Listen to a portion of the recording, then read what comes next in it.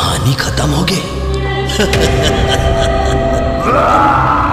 नमस्कार, जय जोहार, जय छत्तीसगढ़ संगवारी हो। तो अमलेश नागेश के एक और पिक्चर के पहली झलक यूट्यूब में आ गए है। सिरदोन में मैं यहाँ बात करत हूँ साल 2025 में अवैया पिक्चर गुइया 2 के। अभी तो आप मन टीना टप्पर और डार्लिंग प्यार झुकता नहीं पार्ट 2 के गाना देखे हो, ओकर एक्शन देखे हो, अमलेश नागेश के ओकर माया वाला ओकर चाय वाला लुक देखे हो। अब जो ने साल 2025 में ओकर एक नवा लुक अपन देखू। सिरदोन में अगर अभी तक आप मन गुइया 2 के पहले झलक नहीं देखे हो तो बिल्कुल देखो। और ये पिक्चर क्यों का खास बात है बताऊँ मैं आप मन। तो चलो शुरू करता हूँ वीडियो वाला